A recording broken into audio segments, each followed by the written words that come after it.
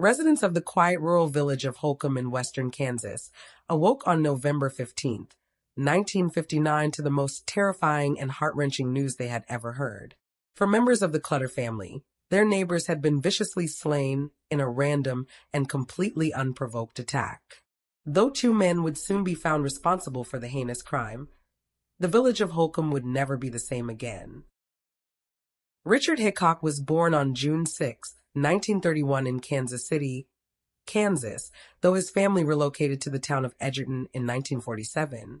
In high school, Hickok was described as a popular student and a star athlete. He did well enough in school and dreamt of attending university one day, but his parents dampened these plans when they revealed they couldn't afford to send him. As a result, Hickok began working as a mechanic. In 1950, Hickok changed when he suffered a serious car accident which left him disfigured. He was described from this point on as having a slightly lopsided face and asymmetrical eyes. His brother recalled that the accident almost killed him and noted that it wasn't just his physical appearance that changed following the crash. Left with hefty hospital bills, Hickok began writing bad checks and gambling, unable to crawl out from under the debt that was piling up on top of him. He subsequently became a drifter, picking up manual labor jobs here and there as he continued to commit petty crimes, including theft. Aged 26 in March of 1958, he was apprehended and sentenced to prison for stealing a rifle. It was here in Kansas State Penitentiary that Hickok met Perry Smith. Perry Smith was born on October 27, 1928 in Huntington, Nevada. While Hickok's upbringing was described as stable but strict, Smith was brought up in an abusive household. In 1929, the family moved to Alaska, and his father began selling bootleg whiskey to make ends meet. He was a known abuser who violently attacked his wife and their 4 children on a regular basis. It wasn't until 1935 that Smith's mother managed to find the courage to leave, taking her children with her. The family relocated to San Francisco, California. Unfortunately, however, things didn't improve for Smith and his siblings. Their mother soon became an alcoholic and eventually died in 1941 when Smith was just 13. He and his siblings were placed in a Catholic orphanage where Smith was reportedly beaten and emotionally abused by the nuns who ran the establishment.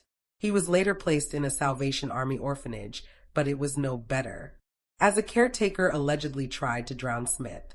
Eventually, he was able to reunite with his father, and they spent the next few years of their lives together, drifting between states. Smith soon became part of a street gang and began participating in petty crime. This landed him several stays in juvenile detention units. At age 16, he joined the military and served in the Korean War. He was given an honorable discharge in 1952. Following this, like Hickok, Smith found himself in an accident that almost killed him when he crashed his motorbike. His legs took the brunt of his severe injuries, and he suffered from chronic pain for the remainder of his life, often relying on heavy amounts of painkillers to help him manage the symptoms. In 1956, he was sentenced to 5 to 10 years in prison for burglary and unlawful flight to avoid prosecution, after committing a robbery in Phillipsburg and escaping from jail. He spent over a year on the run before he was captured in New York City and imprisoned at the Kansas State Penitentiary. While in prison, Hickok and Smith encountered Floyd Wells. Wells was a former employee of the Clutter family. He told the other men about the family's wealth, claiming that the patriarch, Herbert, kept her safe in the house, which contained $10,000. Hickok and Smith subsequently formed a plan which involved them robbing the home upon their release to help pay off their never-ending debts. Hickok was released in August 1959. At first, he tried to live his life on the straight and narrow. He got a job as a mechanic and secured local accommodation, but before long, he reached out to Smith, who'd been released in June that year. Hickok penned a letter to the former inmate asking him to violate his parole by coming to Kansas and helping him commit the robbery they'd planned in prison. Though Smith did return to Kansas, he reportedly did so intending to meet up with another former inmate whom he'd been especially close to in prison. It turned out, though, that this inmate had already left the state by the time Smith arrived. On the evening of November 14th, 1959, the two men drove over 400 miles to the rural village of Holcomb where the Clutter family lived. At the time of the attacks, Herbert Clutter was 48 years old. As a young man, he'd attended Kansas State University, majoring in agriculture, and in 1959, he was seen as a pillar of the community. He had headed the building committee for the recently built First Methodist Church in nearby Garden City. He was chairman of the board of the Garden City Co-op Equity Exchange, and he'd once been a member of the Federal Farm Credit Board. He was widely recognized by locals and seen as a strong and generous man who always made time for members of his community. Herbert had met his wife Bonnie when still attending university. She was the sister of a classmate and was 3 years younger than him. Over the years, Bonnie has been falsely painted as a woman suffocating under the weight of depression.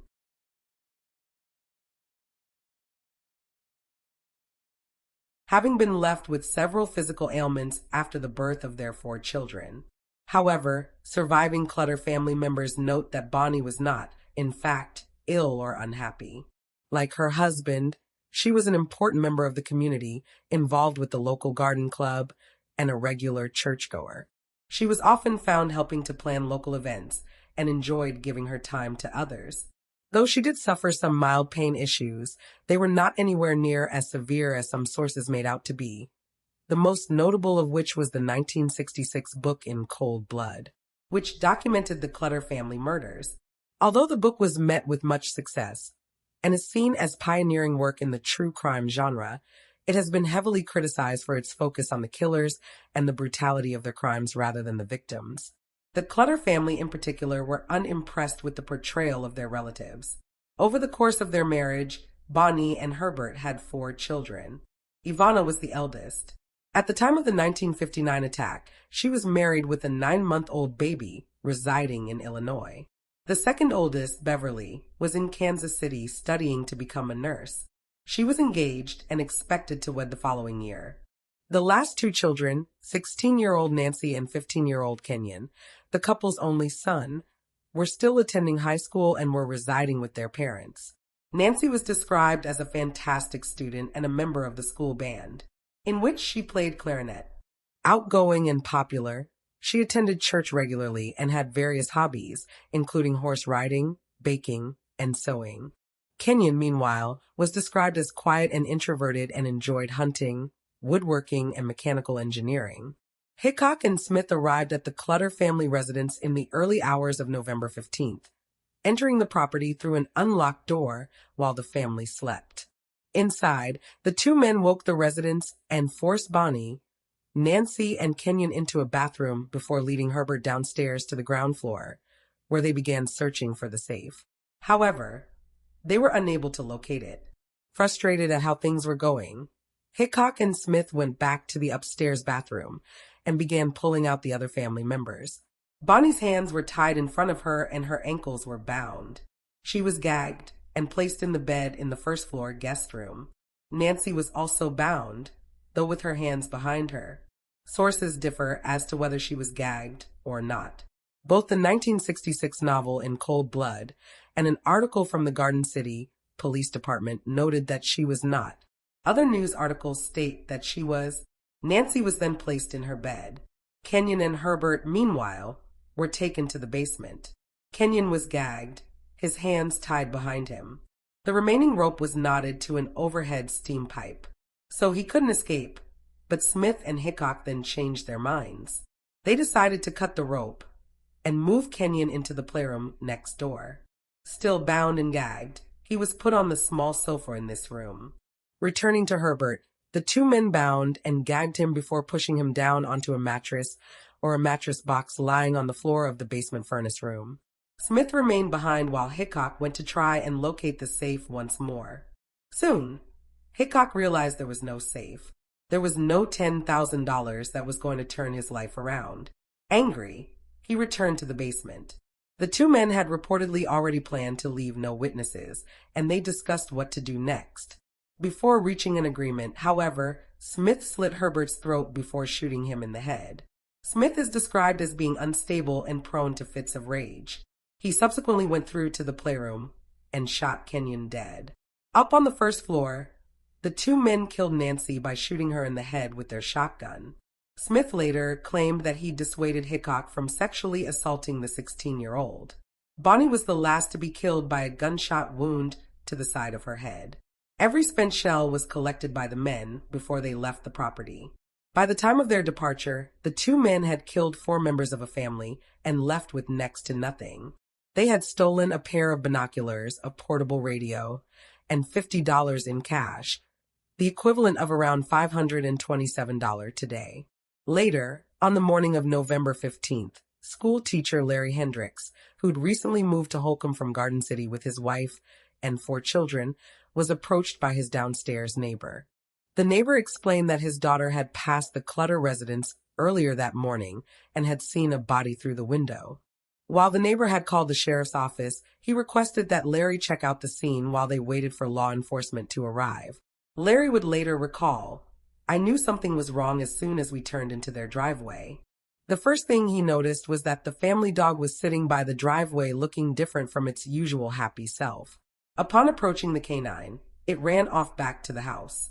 While Larry saw no bodies on the ground floor, he noted that the front curtain was sagging, and the curtain cords were missing. He checked upstairs first where he found Nancy in her room.